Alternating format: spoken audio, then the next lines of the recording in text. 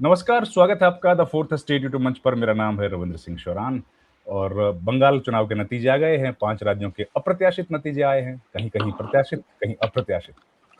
हमारे साथ बात करने के लिए हैं आशुतोष जी, देश के जाने-माने वरिष्ठ सम्मानित पत्रकार हैं। सर नमस्कार, बहुत-बहुत स्वागत है। बहुत बहुत शुक्रिया, धन्यवाद धन्यवाद। सर सबसे पहले तो बंगाल की बात करेंगे। बंगाल अच्छा सर, मैं ये और बात इसलिए भी करूं कि भाई बंगाल चुनाव में अब केवल नतीजों पे चर्चा होगी क्या सर? बीच में 2 घंटे काउंटिंग रोक दी गई, एसआईआर हुआ, इतने लाख लोग बट गए, वो बातें खत्म हो गई सर, जैसे बिहार में खत्म हो गई। केवल देखिए, नतीजों पे चर्चा। मैं तो चुनाव के दौरान भी बार बार कह रहा था कि दरअसल पश्चिम बंगाल को एक प्रयोगशाला के तौर पर यूज किया जा रहा है। ये प्रयोगशाला है और इस प्रयोगशाला में अगर कामयाबी हासिल हो गई तो फिर भारत के लोकतंत्र के लिए कोई अच्छी खबर नहीं होगी वो।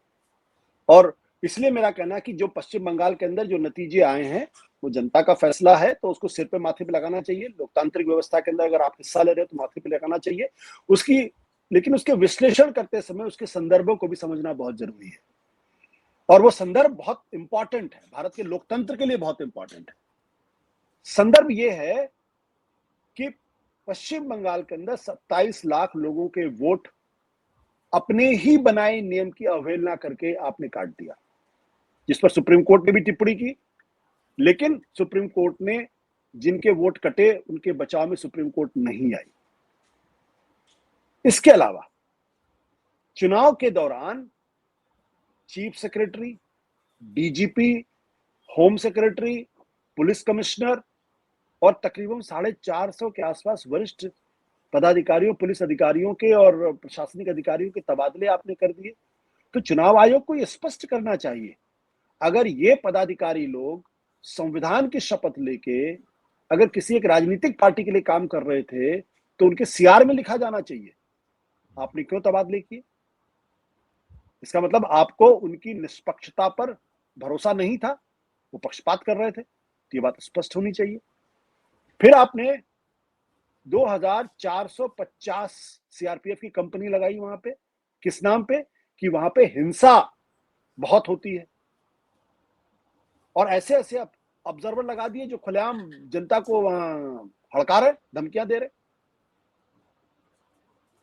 7 लाख नए वोटर आखिरी समय पे आपने जोड़ दिए उसमें, और कोई एक्सप्लेनेशन नहीं दिया जा रहा।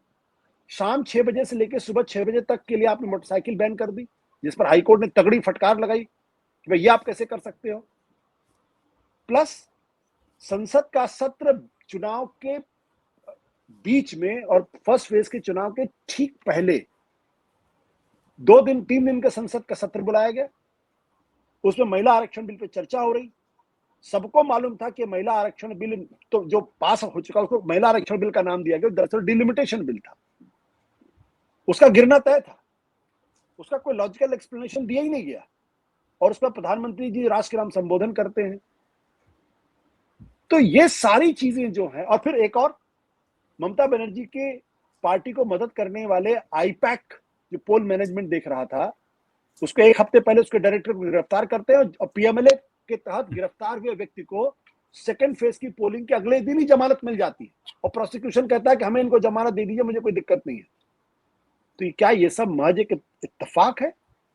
अगर हम इन संदर्भों को नहीं समझेंगे और फिर अगर हम चुनाव का विश्लेषण करेंगे तो ना तो हम किसी नतीजे पर पहुंचेंगे और ना ही हम कोई बात स्पष्टता के साथ कह पाएंगे। मुझे उन लोगों से भी प्रॉब्लम है जो बड़े बड़े नाम है लेकिन लिख के चलाते हैं कि बंगाल के अंदर ममता बनर्जी की सुनामी बह रही है, सुनामी चल रही, उनसे भी प्रॉब्लम। तो ये संदर्भ जब तक आप नहीं समझेंगे तब तक आप कैसे पश्चिम बंगाल में जो कुछ हुआ जिस तरीके के नतीजा उसको आप कैसे समझ सकते हैं? लेकिन सर ये जो चीजें पीछे छूट जाती हैं, बिहार चुनाव में भी ये सब बातें थी, अधिकांश बातें थी, सारी नहीं थी तो भी, लेकिन आज उसका तो कोई जिक्र नहीं हुआ। हम लोग जब पीछे पलट के इतिहास को देखते हैं तो देखते हैं कि बीजेपी जीत गई और बाकी सब पॉलिटिकल पार्टीज हार गई, बड़ी भयंकर उन्होंने जीत हासिल की।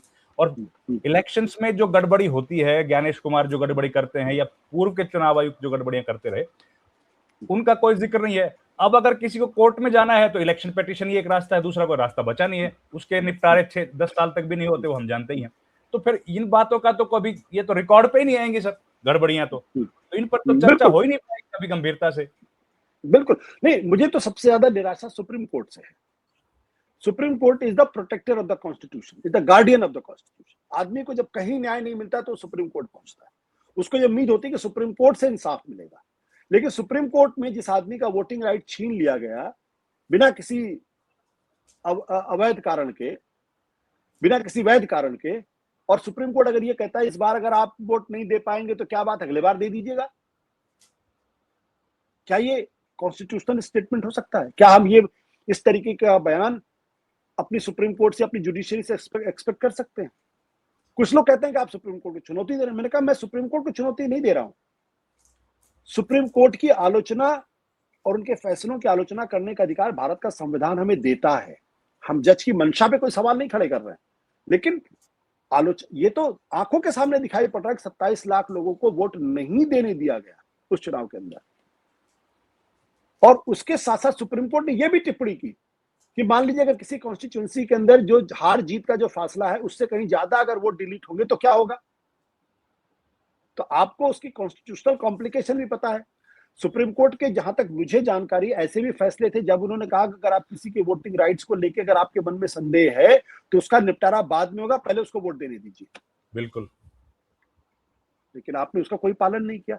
तो जो ये अनएक्सप्लेनेबल चीजें हैं जिसकी हम व्याख्या नहीं कर पा रहे हैं, जिसको हम समझ नहीं पा रहे हैं, उनको भी तो ध्यान में रखना पड़ेगा। बिल्कुल आपने सही कहा कि आज से 10 साल के बाद जब इस चुनाव के बारे में चर्चा होगी तो लोग कहेंगे भाई इतने परसेंट वोट उनको मिला तो उतने परसेंट उनको वोट मिला था, हिंदुत्व की लहर चल रही थी और उनका वेलफेयर स्कीम काम नहीं किया, ममता बनर्जी के खिलाफ एंटी इनकम्बेंसी थी इसलिए ममता बनर्जी हार गई। तब इन सब चीजों के बारे में कोई चर्चा भी नहीं करेगा और ना इसकी कोई व्याख्या कर पाएगा। लेकिन ये तो हकीकत है ना, अगर ये हकीकत नहीं है तो क्या है? और हकीकत तो ये भी है सर कि 2.5 घंटे तक एक एक जगह पर काउंटिंग रोक दी जाती है और ममता बनर्जी जो एलिगेशन लगा रही हैं कि उनको अंदर नहीं जाने दिया गया, सर इन बातों की कोई सुनवाई नहीं है, इन बातों को कंसिडरेशन में लिया ही नहीं जाएगा जब विश्लेषण करेंगे। तो सर हम लोग भी तो, मतलब मीडिया, हम लोग नॉट पूरा मीडिया भी तो सर, या एक सेक्शन को तो छोड़ ही दीजिए, उसका तो क्या ही जिक्र करना, वो भी तो अन्याय कर रहा है ना सर। देखिए, मैंने तो पहली बार ऐसा देखा कि जिस दिन पोलिंग हो रही थी उस दिन शुभेंदु अधिकारी पोलिंग बूथ पे जाके कह रहे थे सब हिंदू वोट दो, सब हिंदू वोट दो। अब ये बताइए आप, इसके आधार पे तो उनका वोटिंग राइट्स छीन लेना चाहिए। आप धर्म का तड़का लगा के आप लोगों को वोट देने के लिए उकसा रहे हैं, यही तो आप कर रहे हैं। बाला साहब ठाकरे को क्यों उनकी वोटिंग राइट सीज किया गया था? इसीलिए किया गया, 6 साल की सजा उनको मिली थी। यहाँ खुलेआम हो रहा, चुनाव आयोग देख नहीं रहा उसको। लेकिन चुनाव आयोग इस पर जरूर तवज्जो ले लेता है जब खड़गे साहब प्रधानमंत्री नरेंद्र मोदी को आतंकवादी बोलते हैं और प्रधानमंत्री जी खुद 2015 की विधानसभा के चुनाव में अरविंद केजरीवाल को और हम सब लोगों को अर्बन नक्सल बोल चुके थे। तो धर्म के आधार पे जो कुछ, तो मैं ये कह रहा हूं कि अगर संस्थाओं पर से लोगों का भरोसा उठने लगेगा, संस्थाएं भी के ऊपर अगर संदेह होगा कि वो भी इस चुनाव को निष्पक्ष कराने में अपनी जिम्मेदारी का निर्वहन नहीं कर रहे हैं या कहीं ना कहीं उनसे कुछ गड़बड़ियां हो रही, अगर ये परसेप्शन बन रहा है तो इस परसेप्शन की भी तो चर्चा और बातचीत होनी चाहिए, इसकी व्याख्या होनी चाहिए। तो सर ये तो बन ही रहा है ना सर, साफ ही दिख रहा है। अब हम लोग, अच्छा सर एक बात आइए, हम लोग क्यों बच रहे हैं ये बात कहने से कि भाई टीवी के चुनाव जीती, सर कोई सवाल खड़े कर रहा है क्या सर उसके ऊपर? किसी को ऐतराज है उस जीत पर? कोई शक हो, कोई सुबह हो, किसी को दिक्कत नहीं है। यहां तक कि आसाम में भी कोई नहीं कह रहा कि भाई कांग्रेस पार्टी बहुत बेहतरीन प्रदर्शन कर लेती, लेकिन बंगाल में जो सामने दिख रहा है उसको बोलने में भी सर अब हिम्मत, ईमानदारी लोग नहीं दिखा रहे हैं, उसमें भी घबरा रहे हैं। अब पता नहीं जो घबरा रहे हैं आप उनसे सवाल पूछिए। मुझे तो लगता है कि बोलना चाहिए। भारत का संविधान हमें इस बात की इजाजत देता है। सर पूरा अखबार छान मारा, मुझे तो कहीं नहीं लगा जो ममता बनर्जी ने जो बातें कही हैं अलग अलग जगह खबरें हैं, 2.5 घंटे तक काउंटिंग ही रुक गई। देखिए रविंद्र जी, कहीं ना कहीं ईमानदारी इस वक्त जो है वो सूली पर चढ़ी हुई है, सूली पर चढ़ी हुई है। जब भाई मैं जब कह रहा हूं तो ये सारी चीजें हकीकत थी, हकीकत नहीं थी। मैंने ये आरोप तो नहीं लगाया कि चुनाव आयोग ने इसे बदमाशी की, लेकिन अगर आप अपने एनालिसिस में इन सब चीजों को नहीं रखेंगे तो आप कैसे आप एनालिसिस कर पाएंगे?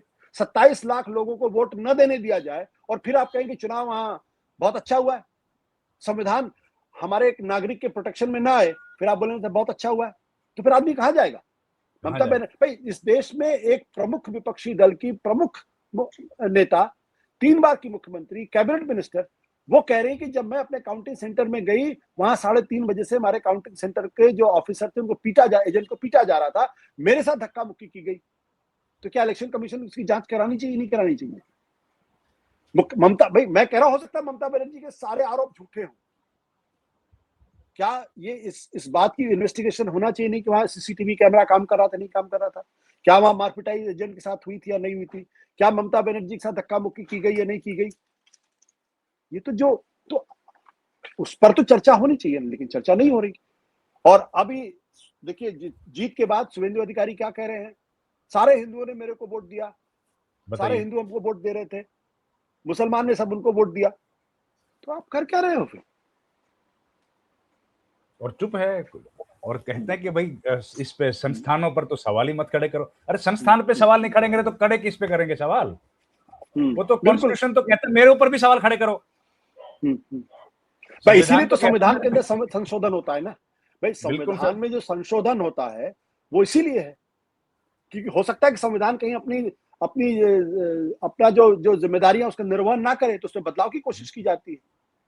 तो संस्थानों के ऊपर अगर आप आरोप नहीं लगाएंगे, देखिए सबसे बड़ी बात, ये तो खैर बहुत लंबी चौड़ी डिबेट हो जाएगी। मेरा प्रश्न इसी बात को लेकर ये है कि हमारा संविधान क्यों बना?